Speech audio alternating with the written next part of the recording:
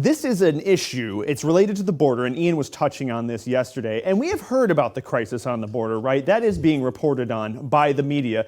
But there's an element to it that's been overlooked, partially because it actually involves the media. And that has been this blackout on all imagery from the border.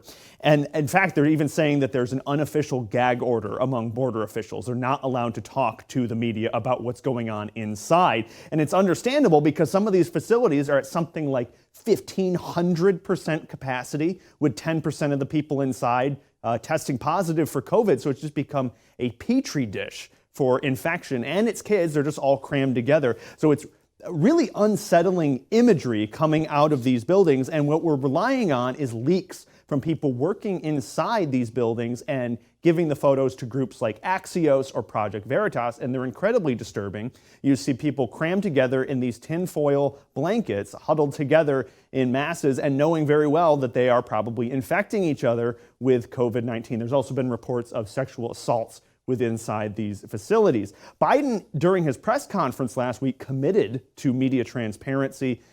And that was kind of it. The media just said, okay, he committed, so that's fine. But we haven't really seen anything else outside of that. In fact, Texas Senators Ted Cruz and John Cornyn, they led a group of Republican senators down to the border, and the media wanted to tag along. Biden said no, so these senators had to film themselves. And while they're there, there's this amazing video of Ted Cruz walking around one of these overcrowded facilities, and a Biden official just gets in his way and says, please give respect to the people. Please give respect to the people, cutting out the imagery.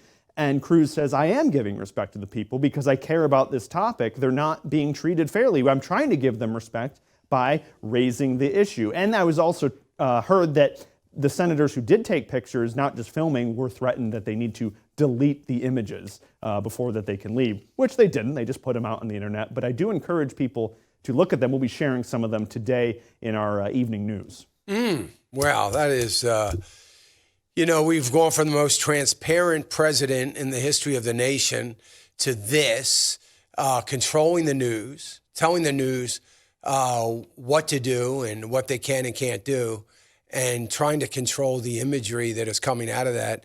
And I think it's just horrendous that is going on in America. It's just a terrible thing. Yeah, Ted Cruz actually wrote a letter to the Biden administration saying just that. He's saying, you have this blackout going on with the media. You're the only administration that has ever done this as far as the border goes. And he listed the Clinton administration, the Bush administration, Obama, and Trump. They all allow access to these facilities. Biden's the first one who isn't allowing this, and he says he's a transparent president. Wow, it's terrible. Well, we're going to cover more of this tonight. Yes, we will definitely be touching on it, and I'm sure this will be unfolding as more goes on, and we'll see if today. We can reach out to Project Veritas and maybe get some more information that'd be great. Well. In other news, we know last week we were talking about gun control and how Biden, after the two shootings, has jumped on the gun control narrative. He said this isn't a partisan issue, it's an American issue. And in a way, he's right, and I'll explain what I mean. A recent Rasmussen poll says 76% of Americans support the Second Amendment. So he's right. Gun control isn't a partisan issue, it's an American issue, because the Americans don't like it. They don't want gun control. Right. You can't get 3/4 of Americans to really agree on anything, what day it is, but they agree that they want to keep their weapons. And gun purchasing has been going through the roof, especially ever since the race riots over the summer. People are seeing their next door neighbor's houses getting bashed in. They're thinking, maybe I need to get a gun. I don't want that to happen to me. Among households that already have a gun, Rasmussen says 22% bought another one.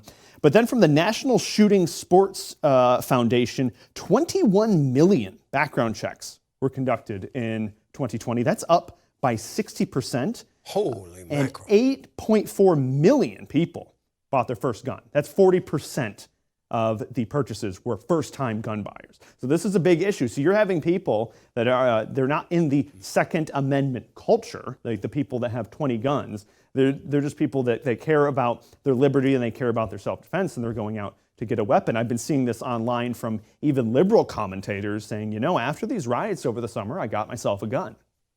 Please visit FISM.tv/news for more. Thank you for watching.